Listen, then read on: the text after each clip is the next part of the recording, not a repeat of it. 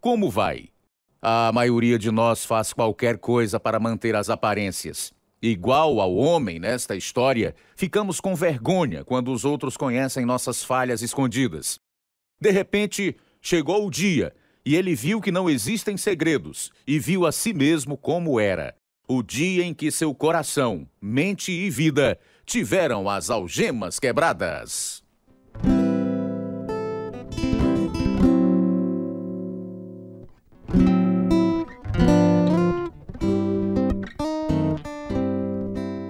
Proclamando as boas novas através de histórias da vida real para todo mundo, apresentamos Algemas Quebradas, dramatizada e produzida em inglês em Chicago pela Missão Pacific Garden. A Missão Pacific Garden oferece refúgio a centenas de homens, mulheres e crianças, dando também alimentação, roupa, cuidados médicos e odontológicos e ainda um lugar seguro para dormir.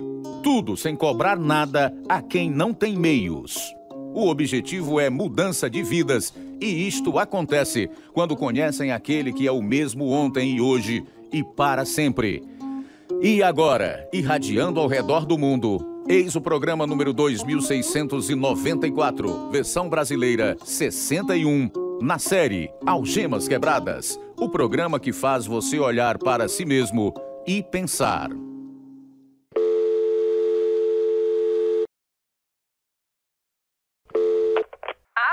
Oi, mãe. Tenho notícias maravilhosas. Pai tá aí? Está.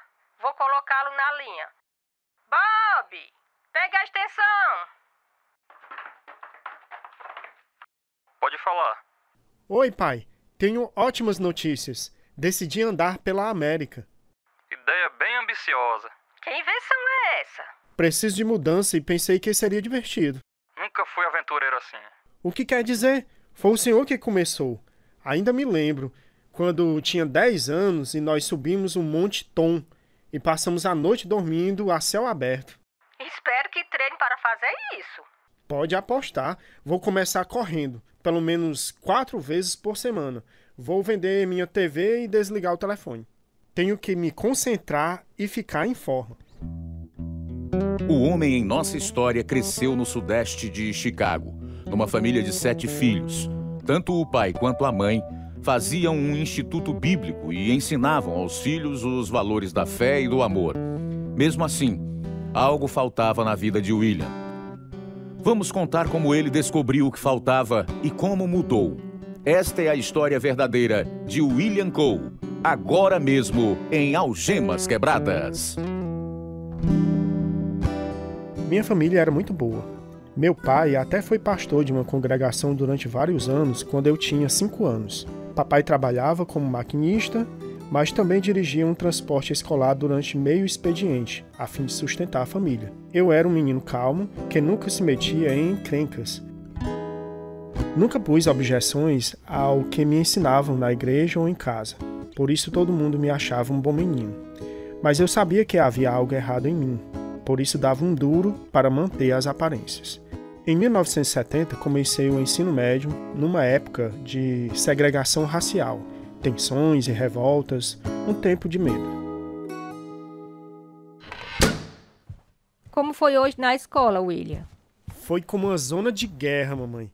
Brancos de um lado da rua, negros do outro, centenas de pessoas. E então apareceram uns 50 a 60 policiais do batalhão de choque. Eles saíram de todo canto. Tinha viatura, capacete na cabeça, escudo à prova de bala, tudo o que a senhora imaginar. Não entendo por que tem que ser assim. Nem eu.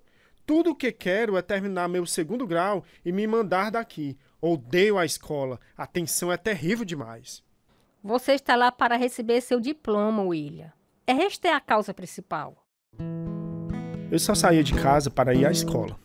Trabalhava meio expediente numa lanchonete, fast food. Também ia à igreja. Às vezes, nosso pastor pregava sobre o arrebatamento da igreja e eu morria de medo de Jesus voltar e eu ficar para trás.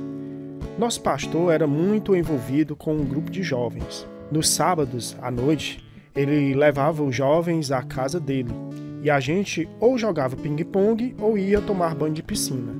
Limitei meu grupo de amigos aos jovens da igreja. Sentia-me seguro assim. Já tentou fumar alguma vez, William? Uma vez, quando tinha 8 ou 9 anos. Eca, é horrível. É. Sinto a mesma coisa em relação ao álcool. Meu irmão e eu seguíamos os bêbados quando éramos pequenos. Fiz um voto que jamais me tornaria um. Quer dizer que você nunca tomou um traguinho? De jeito nenhum. Pra que brincar com fogo? Você lembra do filme que assistimos no 2º grau, sobre heroína? Lembro sim.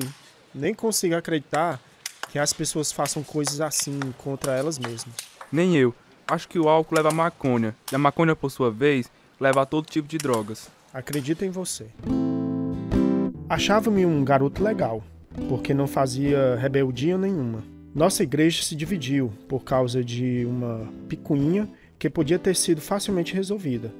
Meu pai, um dos líderes da igreja, ficou ao lado de quem queria que o pastor saísse. É claro que eu fiquei ao lado do meu pai. As reuniões na casa do pastor foram por água abaixo. Um dia, meu amigo e eu fomos à igreja e entramos escondidos no porão. Não há ninguém aqui. Ninguém nem liga, o pastor devia abandonar o cargo. Olha só os uniformes do coral pendurados aqui. É, mas não há mais membros para cantar. Vamos jogá-los no chão para mostrar ao pastor como a gente se sente. Ótima ideia. Pode ser que finalmente ele entenda. O que para nós foi uma brincadeira foi a gota d'água para o pastor. Naquele domingo ele deixou a igreja. Ele tinha sido uma influência espiritual muito importante, mas eu era jovem demais para avaliar seu valor. Com o novo pastor, tornei-me arrogante. Nunca prestava atenção aos sermões dele. Por isso, quando meu cunhado foi até o púlpito, um dia, chorando para ser salvo, fiquei pensando como eu tinha perdido a chance para tal encontro espiritual. Quando me formei e fui para uma faculdade, meus valores foram se invertendo ainda mais devido a uma das matérias. Você tá meio animado com essas aulas de filosofia, não é, Will? Dou o maior 10, discutir ideias, ver o mundo de um jeito totalmente novo. Sem Deus. Não necessariamente, mas a autodeterminação é a chave para muitas destas filosofias. Não há nada de novo sobre isso. A autodeterminação começou no Jardim do Éden. E olhe no que deu, a separação de Deus. Não é de admirar que não possamos seguir suas leis e propósitos. Gosto dos ensinamentos de Zen budismo e das filosofias orientais. O existencialismo diz que o universo é sem propósito e irracional. Pense na besteira. Tudo que Deus criou tem um propósito, William. O universo está cheio da sua ordem e propósito. Mas se você der uma olhada ao ser humano, vai ver desordem e caos. E o único significado do indivíduo vem de fazer escolhas que enalteçam sua própria existência. Puxa, isso parece totalmente centrar em si mesmo. Bem, mas... e daí? Eu estou preocupado com você, William. A Bíblia não ensina nada disso. O que acha de amar ao próximo como a si mesmo? Todo amor é centrado em si mesmo, Jay. E isso numa dimensão que o amor enalteça sua própria existência. Por que não? O amor de Deus foi demonstrado quando Jesus Cristo morreu por nossos pecados, William. E isso certamente não foi egoísmo. A exuberância da juventude nos fazia ficar acordados a noite inteira, falando sobre Deus versus a filosofia do homem. Formei-me na faculdade e fui trabalhar para uma grande empresa de entrega de correspondência. Eu estava namorando uma moça que queria morar comigo, mas eu não estava pronto para isso. Por isso acabamos o namoro. No emprego, fui promovido a supervisor e passei uma semana num seminário de treinamento. Depois, fomos a um bar. O que está fazendo tão quieto aí, William? Tentando evitar as moças que continuam me pedindo para dançar. Senta aqui. Com certeza você não bebe. Não, nunca gostei do sabor. É melhor aprender a gostar. Tem festa demais nessa empresa. Talvez. É a vida, não é? O dinheiro é bom, a empresa é a melhor. Podemos subir até onde quisermos no gerenciamento. Você tem razão. Tudo o que precisa é compromisso. Depois a gente casa. E provavelmente vamos nos casar com uma moça igual àquelas. Aqui estão dançando? Você deve estar brincando, cara. Elas estão bêbadas. E daí? Estão se divertindo a valer. Vida boa, hein? É muito legal. Concordo, William? Concordo. É muito legal. Que coisa sem futuro, pensei, quando saímos do bar aquela noite. A vida devia ser mais do que trabalhar e se casar. Pouco tempo depois, mamãe me ligou com notícias que me perturbaram.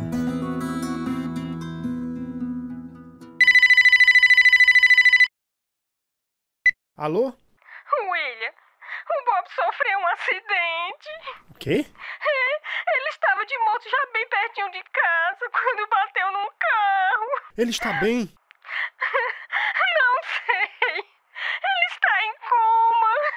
Não se preocupe, mamãe. O Bob sai dessa. William, eu não quero perdê-lo. A senhora está no hospital? Estou. Chego já aí. O médico deu ao meu irmão 50% de chance de viver.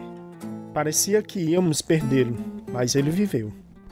Até o acidente, a vida dele tinha sido uma festa só. Depois do acidente, o Bob entregou a vida ao Senhor. Um ano depois, minha irmã mais nova, a Karen, também sofreu um acidente de carro. As chances dela foram as mesmas que as do Bob, mas a Karen morreu. Após a morte dela, comecei a pensar na brevidade da vida. Decidi ir de bicicleta até o Colorado.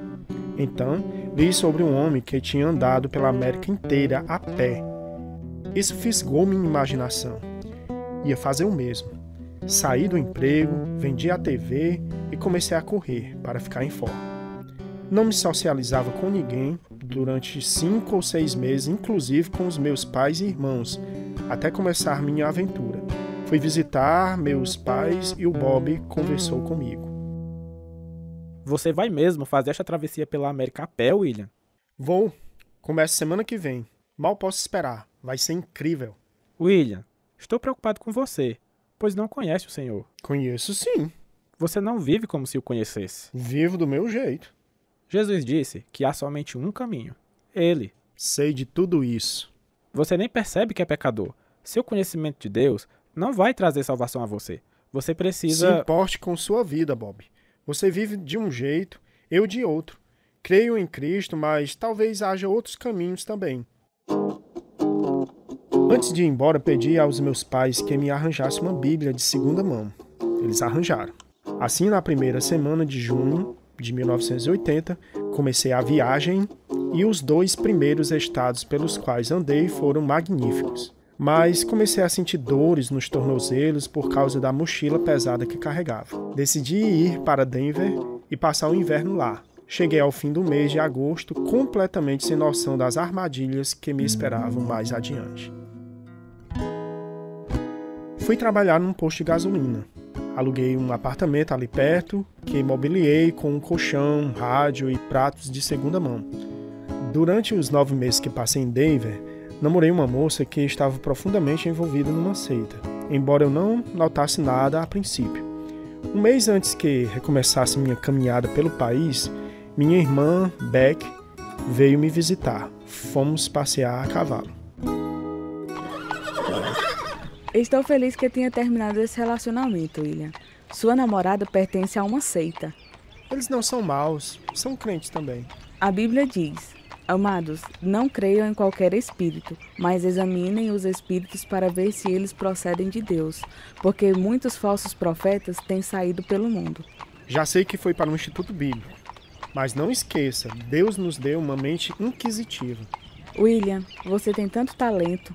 Seu amor pela arte, riso e natureza são características especiais que Deus lhe deu, porque você é especial.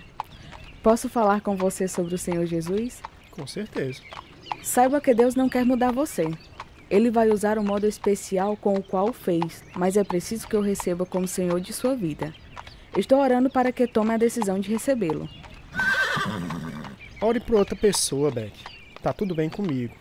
Sei que não vou à igreja, que não sou religioso, mas leio a Bíblia. Estou convencido que a Bíblia é verdadeira. Ficava admirado com o número de pessoas que falavam comigo sobre minha necessidade de salvação.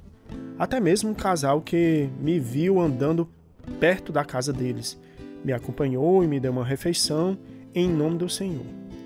Eu não era uma má pessoa, mesmo sendo viciado numa pornografia leve desde criança. De vez em quando pegava revistas pornográficas, mas não ficava muito tempo com elas. Tinha medo de morrer e meus entes queridos as acharem e perceberem que eram minhas. Certa noite, ao sair do cinema em Denver, uma senhora estranha se aproximou de mim. Com licença, posso falar com você? Com certeza. Gostaria de lhe dar este folheto. Ele explica as 4 leis espirituais da salvação. Está interessado? Não, tenho que ir à parada de ônibus. Posso acompanhá-lo? Enquanto isso, vou explicando. Vou ouvir, tenho a mente aberta. A primeira lei é: Deus ama você e tem um plano maravilhoso para a sua vida. Mas a segunda lei nos diz que o pecado nos mantém longe de Deus, de forma que não podemos alcançá-lo. A lei número 3. A provisão de Deus para o pecado foi a morte e ressurreição de seu Filho Jesus Cristo. João 3,17 diz: Porque Deus enviou seu Filho ao mundo, não para que condenasse o mundo, mas para que o mundo fosse salvo por ele.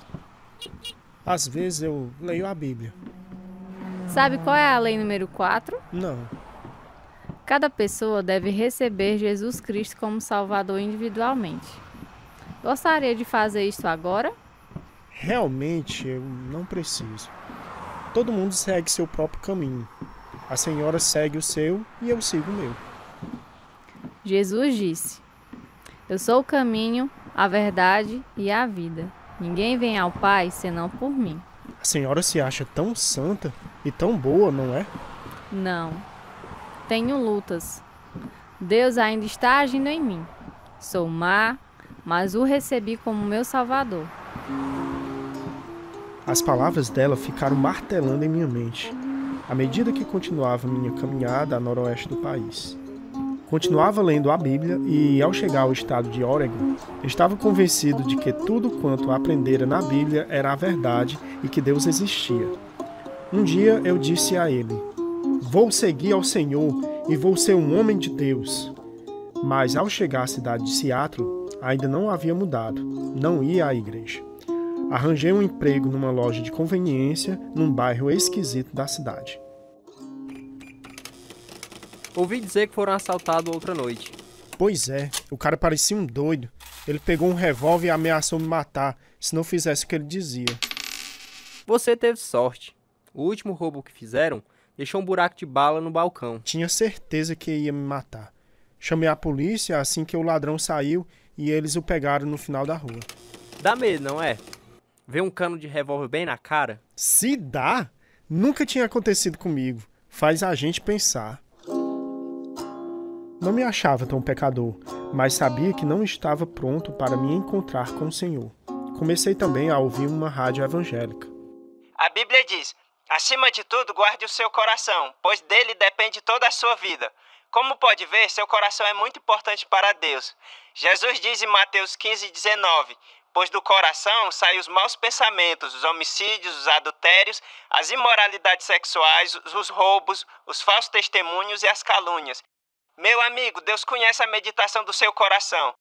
Você talvez pareça uma pessoa boa para os outros, mas nunca vai poder enganar a Deus.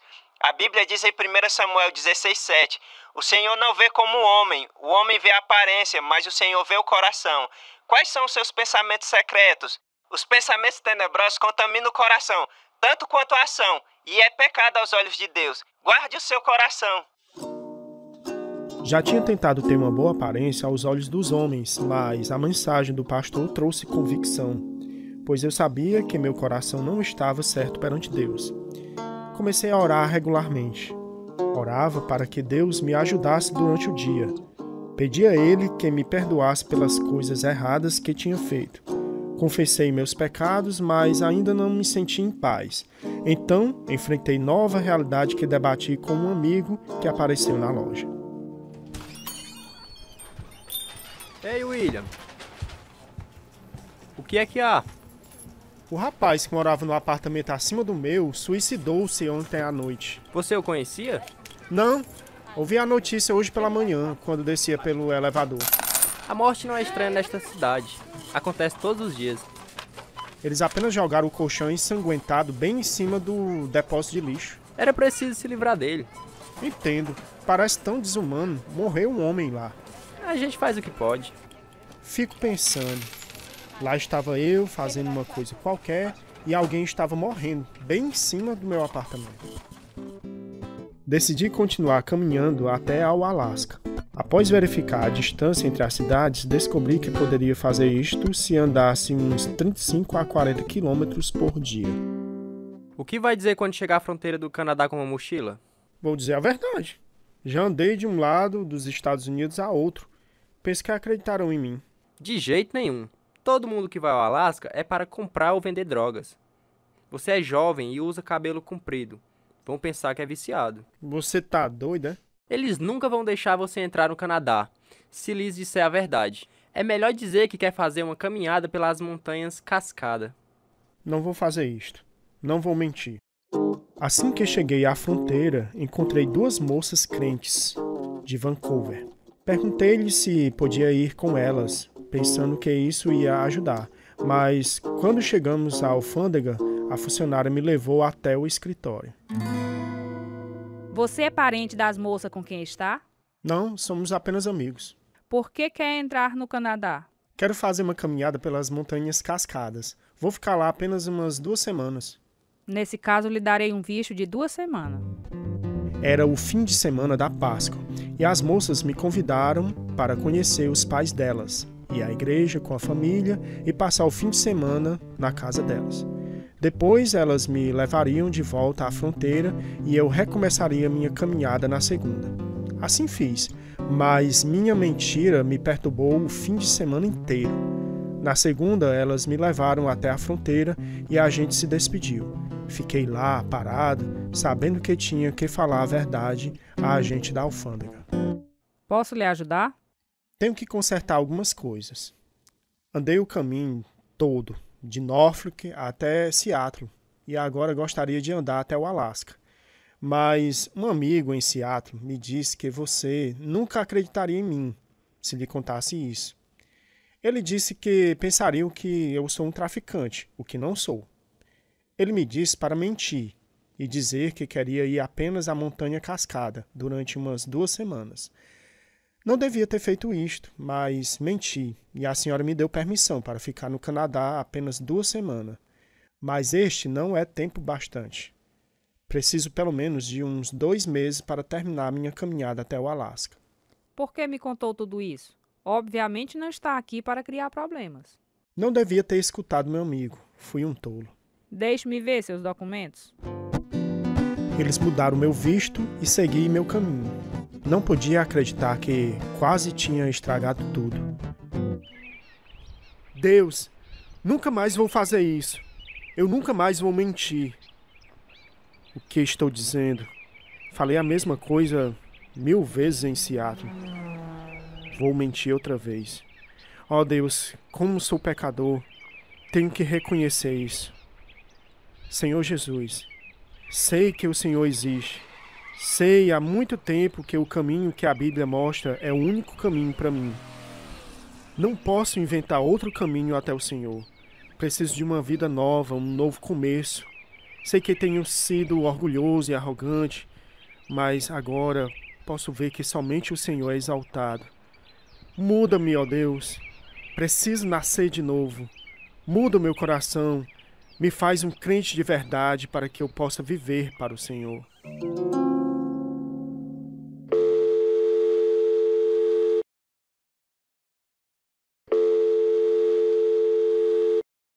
Alô? Oi, pai, sou eu. Cadê você, William? Estou no Canadá. Entreguei minha vida a Cristo, papai. Que boa notícia, filho. Nunca havia notado o quanto fui hipócrita todos estes anos. O que abriu seus olhos? Estou lendo o livro de Isaías e o capítulo 2 falou ao meu coração como eu parecia com os cedros de Líbano, orgulhoso e arrogante, elevado e sublime. A arrogância dos homens será abatida, e o seu orgulho será humilhado. Somente o Senhor será exaltado naquele dia. Isaías 2,17. Somente Ele é exaltado. Agora entendo porque os crentes falam sobre o Senhor o tempo todo. A gente não consegue desligar. Ainda vai ao Alasca? Vou. Quero terminar o que comecei, mas mal consigo esperar para chegar em casa. Cheguei em Anchorage e depois voltei a Chicago. Em menos de um ano estava num instituto bíblico. Após me formar, trabalhei como missionário no Alasca durante o verão. Depois passei 3 anos andando de bicicleta pelos Estados Unidos com jovens da igreja, disciplinando-os e testemunhando, enquanto continuávamos pedalando. Foi nesse tempo que conheci e me casei com uma moça chamada April. Desde então, tenho servido o Senhor como pastor.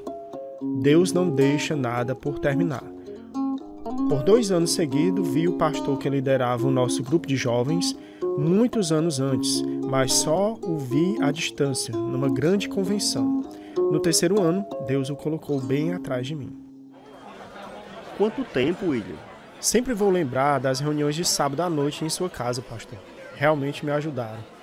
Fico feliz em ouvir isso. Depois que fui salvo, senti-me mal ao ver a igreja se dividir. Era errado tomar partido. Errei também.